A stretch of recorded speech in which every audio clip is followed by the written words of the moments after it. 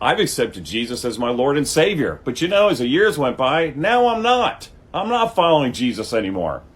Guys, let's talk about this. This is the crazy narrative that people love to put out. It's on this app too.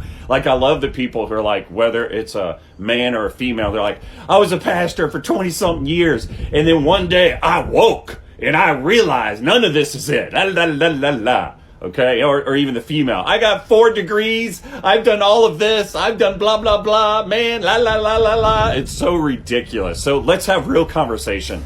I'm just that kind of person. I want to talk about the elephant in the room.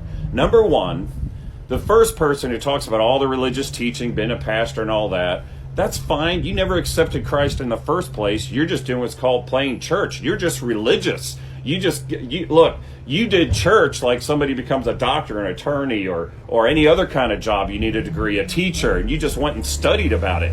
You didn't actually have a connection to Jesus. You were never born again in the first place. So that's the first option. Second option is that a lot of you did accept Jesus. You did become born again, but then something really awful happened. You met a bunch of people who go to a place called church, who it's organized religion.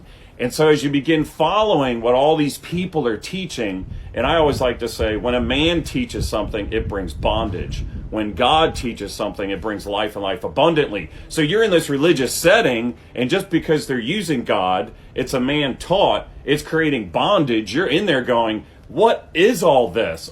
They're hypocrites. I know those people. I know what they do. Look at their hearts. How can these people be more ugly than the people in the world? I got people in the world who are homeless. I got people in the world who are drug addicts, and they show more love, more passion, more mercy than I do in this building. You know what? Forget all this. I want nothing to do with it, not even a little. So what happens is, for the second person, you are really actually born again, but you hate religion, you hate church, but you associate bad teaching with Jesus.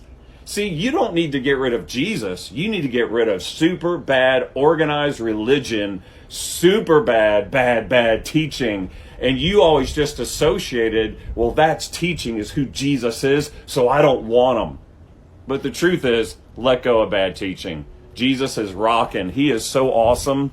And then for the rest of you who are like, oh, this can happen. People can do it. What, do you not know who Jesus is? Somebody who actually meets Jesus in a real authentic way. There's no one like him anywhere. There's no one out there with more love, more passion. There's no one out there who will love you more than Jesus did.